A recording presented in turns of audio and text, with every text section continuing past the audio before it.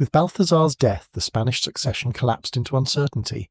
There was one widower left who could repair it, King Philip IV, Balthazar's father and Maria Anna's uncle. At 44, Philip was Europe's most weary sovereign.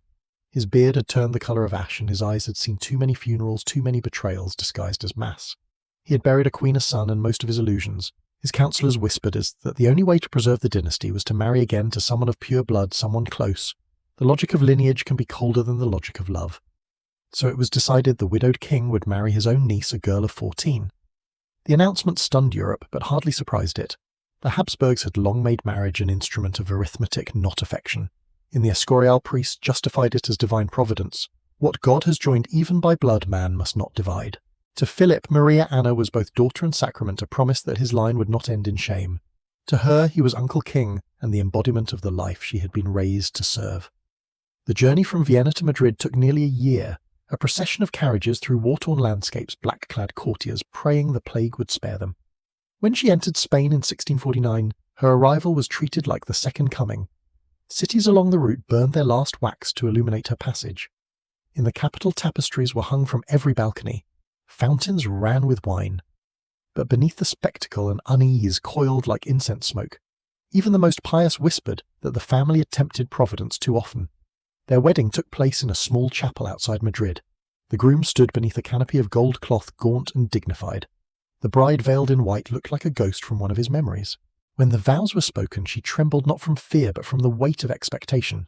She had been trained to see obedience as holiness. The priests blessed them, and the court exhaled. The monarchy for now had repaired itself. Marriage to a king was supposed to bring splendour, but what awaited Maria Anna was solitude. At 14, she found herself mistress of the world's largest empire and prisoner of its endless ceremonies. The Alcazar was vast and cold, its corridors echoing with the measured steps of confessors and courtiers. She spent hours in prayer before the gilded altars of the palace chapel, her face illuminated by the same candlelight that flickered over her husband's weary profile.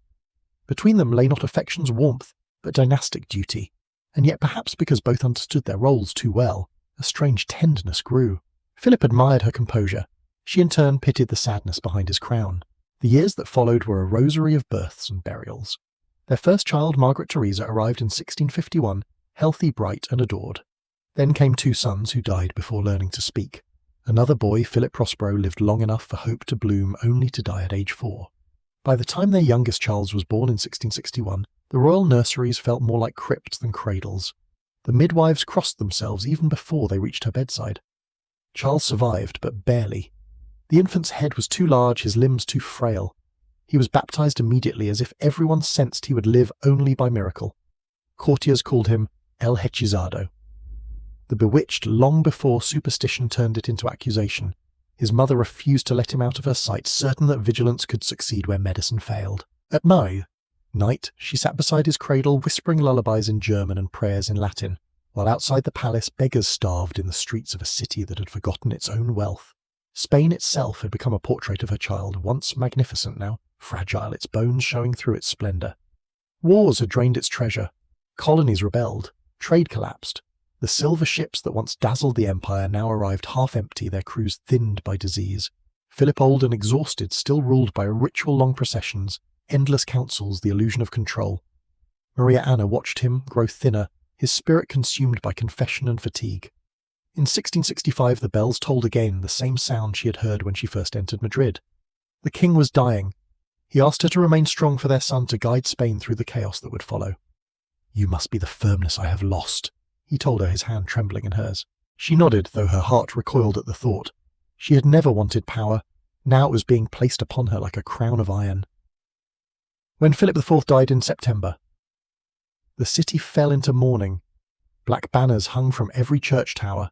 Monks walked barefoot through the streets, chanting for the soul of a man whose empire had long been dying beside him.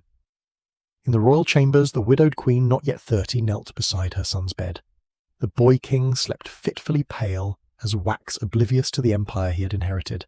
By decree of the Cortes, Maria Anna was named regent. Overnight, the child bride became the sovereign mother of a decaying realm. Her first act was not military, but spiritual. She called her confessor, the Jesuit cardinal, Juan Everardo Nithard, to serve as her closest advisor. In him she sought both guidance and absolution. In her he saw the chance to shape a kingdom through faith. Together they ruled, as if prayer could substitute for gold. It was a reign of candlelight and compromise. The treasury was empty, the soldiers unpaid. Provinces seethed with rebellion, nobles plotted, foreign powers circled. Yet Maria Anna carried herself with a calm that unnerved her enemies. Each morning she walked to the chapel before dawn, kneeling alone before the crucifix, while the empire waited for her signature. There she whispered petitions that sounded more like apologies to her husband, to her mother, to God. The first challenge came from Portugal. The country had been under Spanish control for decades but had rebelled years earlier. The war had dragged on without hope of victory, devouring what little remained of Spain's strength. In 1668, after endless counsel with Nithard and the Jesuit envoys, Maria Anna made a decision that shocked her court. She would end the war. The Treaty of Lisbon recognised Portugal's independence, formally releasing the territory that had once enriched Spain's glory. The signing took place by candlelight in a room that smelled of wax and parchment. Witnesses described her face as serene, almost luminous. One diplomat noted that the Queen looked like a statue of faith, her quill, a sword turned inward. When she placed her seal upon the treaty, she effectively admitted what no king before her had dared, that Spain's age of conquest was over. That night she returned to her chambers alone. Outside her window, Madrid slept under a sky the colour of old coins. The empire she had inherited was shrinking, but in that contraction she found a strange quiet purpose. She had lost her husband, her children, and the illusions of divine permanence. What remained was duty austere, patient, unyielding.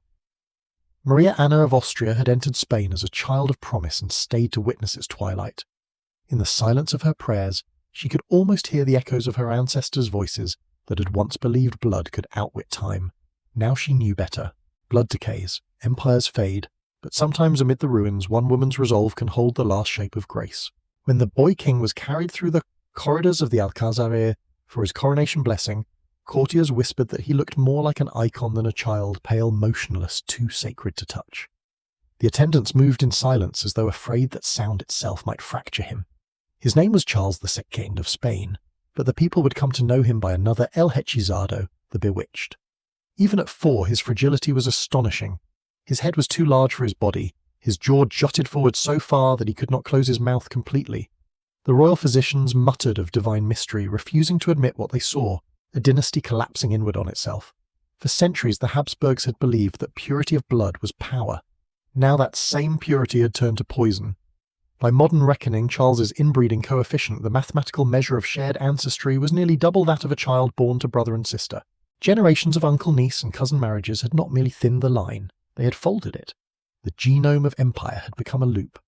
His birth was both miracle and indictment, a living reliquary of a family's obsession with its own sanctity. From his earliest days, sickness shadowed him like a nurse. He could barely stand until age 8. He spoke late, often incoherently. Fevers left him trembling, his skin waxen, his eyes distant. Servants whispered that devils haunted his sleep. Priests, unwilling to contradict that rumour, performed exorcisms in secret, sprinkling holy water over his cradle. But it was not possession that tormented him, it was heredity. His endocrine system misfired his bones. Fused too slowly, his organs worked against each other. Modern scholars have guessed at Kalman syndrome combined with mandibular prognathism and pituitary failure, a catalogue of deformities written in the cursive of lineage. His mother.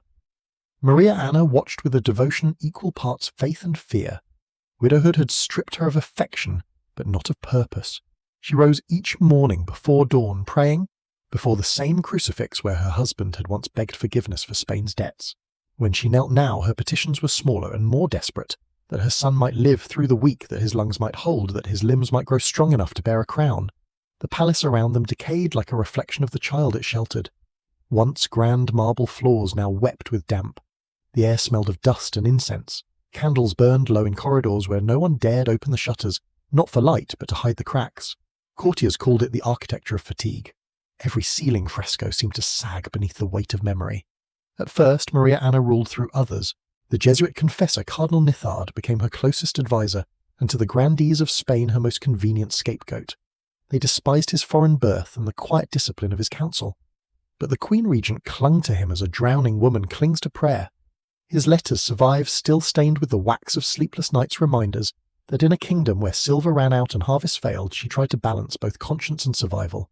Spain was now a ghost empire. Its ships still crossed oceans, but its glory existed mostly in ledgers. The mines of the New World could no longer fill the treasury's holes, and the nobility's estates lay fallow. In Madrid, peasants starved within sight of palaces. Across Europe, the other monarchs watched Spain's decline with the polite fascination one reserves for a dying relative, tragic but useful. Inside the Alcazar, factions festered. Maria Anna's greatest rival was her late husband's illegitimate son, Don John of Austria. The younger, charismatic, ambitious, and adored by soldiers who longed for a man, instead of a mother to lead them. He denounced Nithard as a papal puppet, and portrayed the queen as a foreigner who prayed more than she ruled. When he marched toward Madrid in 1669 with an army at his back, Maria Anna yielded to avoid civil war. Nithard fled into exile. The regent's authority fractured, yet she endured not through force but through patience.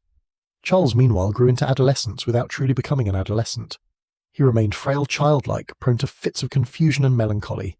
He played with mechanical toys long after boys of his age led troops in parade. The courtiers pitied him, then feared him, then pitied him again. To look upon him was to see the genealogy of Europe reduced to its consequence, beauty distilled into ruin.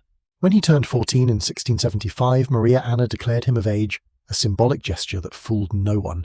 His trembling hand could barely hold the sceptre. His mind, often lost in childish superstition, was prey to whichever faction whispered last. Within 2 years, the experiment failed. Spain's bureaucracy stalled. Ministers bickered. The Regency returned to his mother by default, and once again Maria Anna became the empire's reluctant spine. Her first concern was to secure an heir who might redeem the family's future. She arranged a marriage between Charles and Marie-Louise d'Orléans, the beautiful niece of France's Sun King. The match was a triumph of diplomacy but a disaster of intimacy. The Queen, barely 17, found her husband both pitiable and terrifying, his body frail, his moods unpredictable. She miscarried repeatedly, though rumours claimed the marriage was never consummated. In the streets, the people muttered that the French woman had been cursed. In the palace, Maria Anna whispered that her son had been bewitched. When Marie-Louise died suddenly in 1689, perhaps from appendicitis, perhaps from despair, suspicion turned into hysteria. Priests conducted exorcisms in the royal apartments. Physicians examined the king's body for marks of witchcraft. They found only the evidence of biology. Ever pragmatic beneath her piety, Maria Anna arranged a second marriage, this time to Maria Anna of Neuburg, a German princess renowned for fertility. 17 siblings, the courtiers said, a miracle of womb and will. But even this new wife could not conjure an heir. Charles's body was too broken for legacy. The physicians described his semen as like candle wax and without substance. The last flame of the Habsburgs sputtered in the very metaphor of light. Outside, the empire crumbled. In the Netherlands, French armies advanced. In Naples, famine consumed thousands. In the Americas, Spanish viceroys ruled more independently than kings. Madrid became a court of ghosts, endless masses, endless debts, endless waiting. Maria Anna's enemies whispered that she had traded Spain's future for her confessor's absolution, but they misjudged her. What she truly sought was continuity, not of territory but of meaning. Each night she would light candles for every dead child, every failed policy, every husband lost to eternity. Those candles became her genealogy, a trembling constellation of regret. By the 1690s, the Queen Mother herself was dying. Cancer hollowed her chest, but she continued her rituals, the morning mass, the afternoon audience, the evening silence. When she could no longer climb the chapel stairs, the priest brought the Eucharist to her bed. The wax dripped onto her blankets like slow tears. In her final weeks, she summoned Charles to her side. The king knelt awkwardly, his body twisting under its own weight. "You must hold the crown, my son," she whispered, "even if the crown cannot hold you." He nodded, though he barely understood. On May 16, 1696, the bells of Madrid tolled once more. Maria Anna of Austria, Queen Regent, mother and penitent, was gone. Outside her window, a warm spring rain fell over the city's cracked tiles. The empire she had tried to save lay like her son's body, still breathing but broken. In the dim corridors of the palace, servants said that the candles burned strangely that night, low, steady, and blue. Perhaps it was only wax and air, or perhaps for one quiet hour the blood of centuries recognized itself in flame and flickered farewell. The room was full of mirrors, real ones, painted ones, imagined ones. In the great studio of the Alcazar, beneath the filtered light of Madrid's afternoon, a girl in a silver dress stood so still that even the air seemed to pause around her. Her name was Margaret Teresa of Spain, and before her easel knelt Diego Velasquez, the royal painter who understood that a portrait could outlast a bloodline. The year was 1656. Outside, Spain was crumbling into fatigue, but inside this chamber everything shimmered with illusion. Velasquez lifted his brush, the courtiers froze in tableau. The young Infanta, barely 5, watched the ritual with solemn curiosity. She had been told that this sitting would make her immortal. She didn't yet know what that meant, only that immortality required patience. The canvas would become Las Meninas, a masterpiece that turned the act of looking into destiny. Around her, dwarfs and attendants hovered like satellites, the painter himself framed within the frame, and in the background a reflection, or perhaps a memory, of the ghostly figures of her parents King Philip IV and Queen Maria Anna. The girl's gaze met the viewer's across centuries, unflinching yet tender, as if aware that she was being preserved for an audience still unborn. For Spain, the painting was propaganda. For Velasquez, a confession. Through his brush he caught not just a child's likeness, but a dynasty's final light. The Infanta's blonde curls glowed like candle flame against the surrounding gloom, and the painter perhaps unconsciously made her illumination fragile. He painted her as hope itself, radiant, delicate, doomed. Margaret Theresa grew up within the very world that painting immortalized, a court ruled by ritual, superstition and silence. Her mother, Maria Anna of Austria, was as much abbess as queen. Her father, Philip IV, a weary monarch whose face aged with each child's burial. The princess, their youngest surviving offspring, became a living reliquary for her family's hopes. To every diplomat who visited Madrid, she was shown like a miracle, the child who laughed, the child who learned, the child who might renew the line. Her education was more ceremonial than intellectual. Tutors instructed her in languages, dance and the etiquette of eternity, how to glide through rooms without appearing to touch the floor, how to smile in 3 degrees of reverence, how to weep without smudging devotion. She was in essence trained to be seen. By 9, her destiny was already inked in Vatican parchment. She would marry Leopold I, her maternal uncle 20 years her senior, the emperor in Vienna, whose letters to Madrid spoke not of love, but of necessity. Let the blood return to its source, he wrote, and peace will follow. To the Habsburgs, such unions were not scandal, but sacrament. The girl's hand was the hinge upon which 2 weary branches of the family tree might rejoin. So while poets celebrated her grace, ministers measured her dowry in tons of silver and fleets of ships. When her father died in 1665, the court plunged into black cloth. Yet amid mourning, preparations for her marriage continued. At 15, she was betrothed by proxy to the uncle she had never met. In the grand hall of the Alcazar, a portrait of Leopold stood where the groom should have been, a painted man marrying a painted girl. The ceremony blurred the line between art and reality, as if Velasquez's canvas had become law. Her departure from Spain 2 years later was a procession of ghosts. Along the route to the Austrian frontier, peasants knelt to see her carriage pass the pale child who carried with her the last glimmer of Habsburg Spain. She wept in silence. Her confessor recorded that she asked whether heaven could bless a marriage that felt more like a commandment.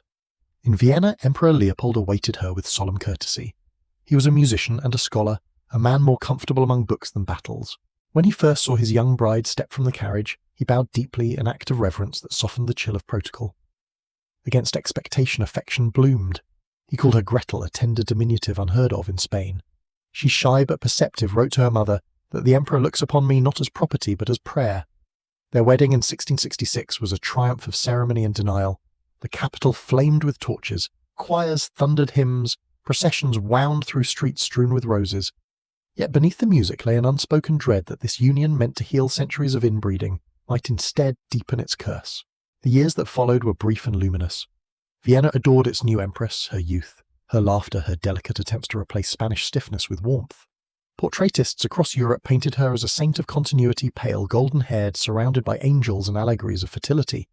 But the truth was less divine. Pregnancy followed pregnancy in cruel succession.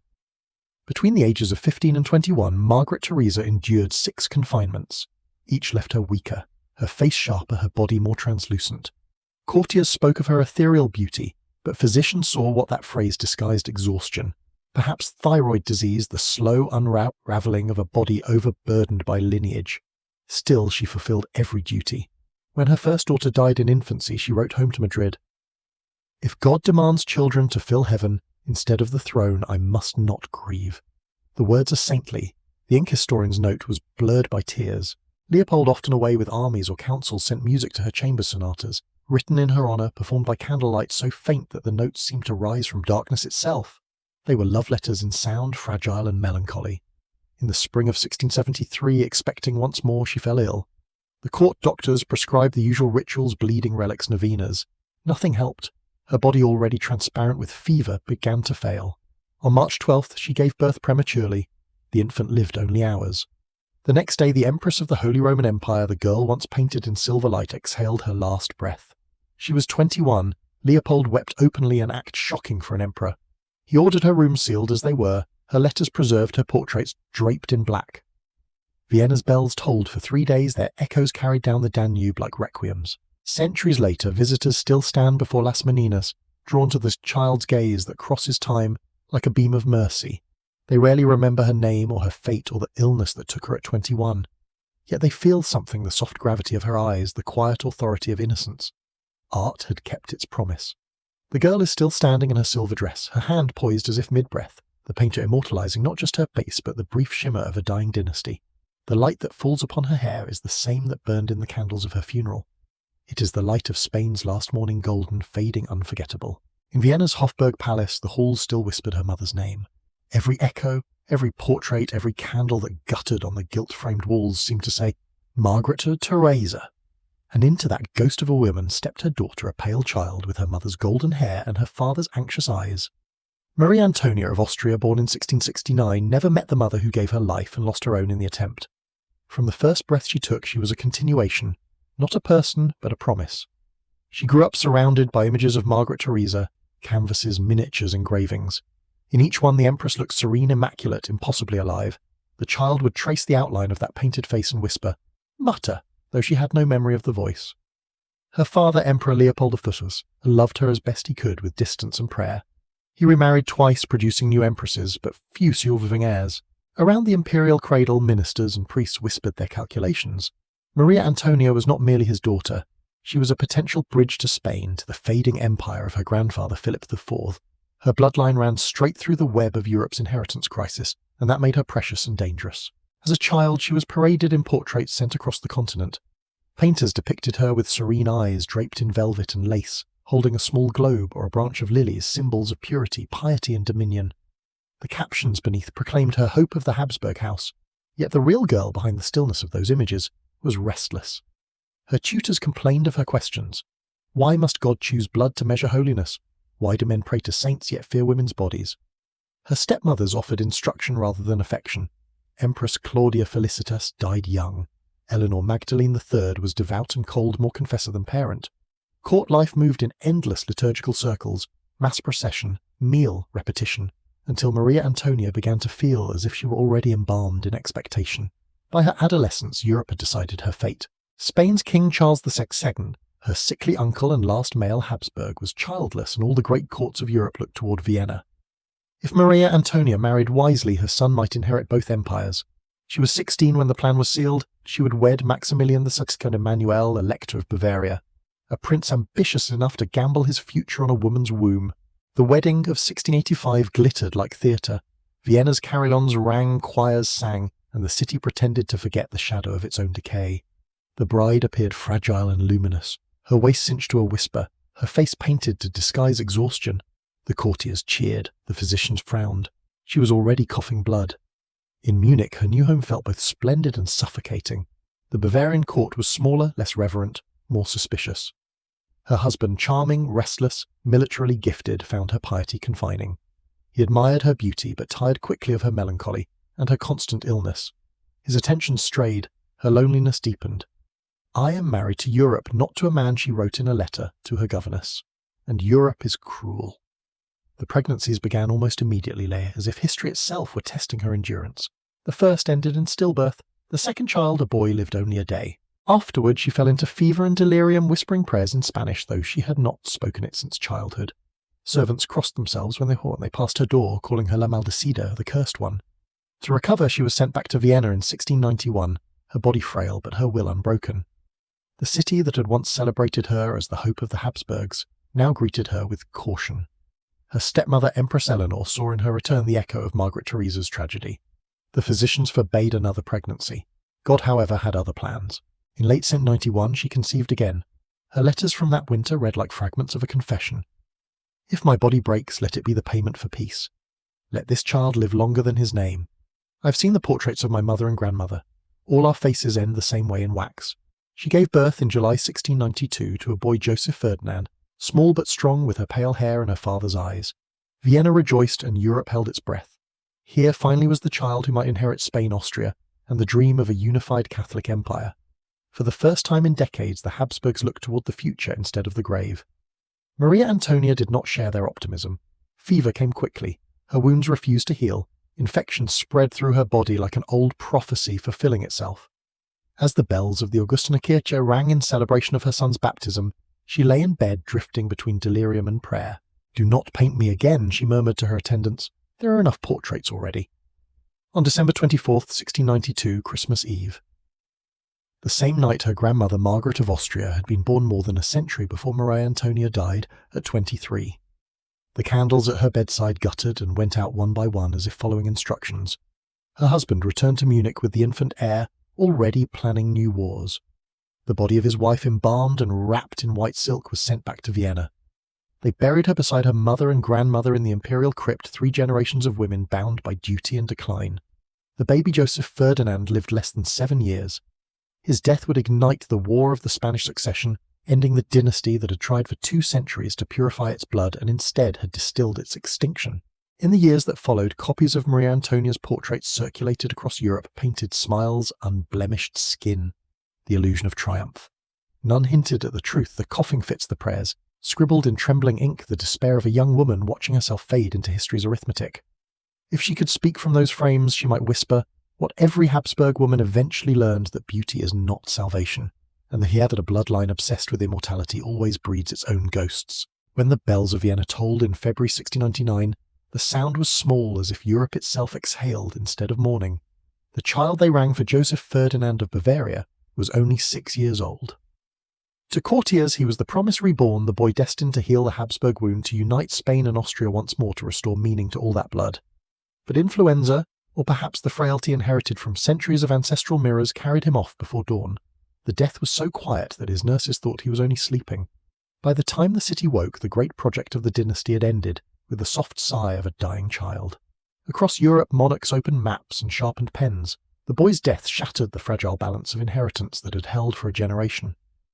In Madrid, the court of Charles II, the bewitched king, his body a rosary of deformities and miracles, went into panic. The priests spoke of curses, the doctors of exhaustion, the diplomats of opportunity. Everyone was right. Charles lingered a year longer, a living relic watched by both angels and scavengers. Blind in one eye, trembling, he signed documents he could barely read, naming his successor from among Europe's predators. In November 1700, the last Spanish Habsburg died alone, the crucifix slipping from his hand. When the news reached Versailles, Louis XIV of France looked up from his supper and murmured, "There are no more Pyrenees." The War of the Spanish Succession erupted within weeks, a conflict fought over the corpse of a family. France claimed Spain through the Bourbon line. Austria claimed it through memory. Cannons thundered where wedding bells once rang. For 12 years Europe bled again, this time for parchment instead of faith. When the smoke cleared, the map was remade. The Bourbons ruled Spain. The Habsburgs held Austria and their ghosts. The dynastic experiment that had begun in alpine castles and candlelit chapels ended in treaties written by men who no longer believed in providence, only in balance. The house that once married its way across continents now survived only in fragments, branches that no longer touched. In Madrid, the Alcázar that had witnessed so many births, portraits and funerals burned to the ground on Christmas Eve 1734. Flames climbed its towers, devouring tapestries, letters and relics. Paintings were rescued by the monks, who formed human chains through the smoke. Among them was Velasquez's Las Meninas, singed at the edges, but saved. The child in silver still looked out from the canvas, untouched by time, unaware that her lineage had long since turned to dust. In Vienna, the imperial crypt filled with names that no longer needed crowns. Margaret of Austria, Maria Anna of Spain, Maria Anna of Austria, Margaret Theresa, Maria Antonia. Their coffins lined the walls like punctuation marks at the end of a sentence history had finished reading. Above them, the marble saints continued their vigil, blind and patient. Today, their world survives not in blood but in pigment and stone. Step into the Uffizi and you will see the same faces, porcelain skin, receding chins, eyes lifted toward eternity. Step into Madrid's Prado, and the light still falls upon the Infanta's hair as it did the day Velasquez mixed his last colour. The flesh is gone, but the light remains.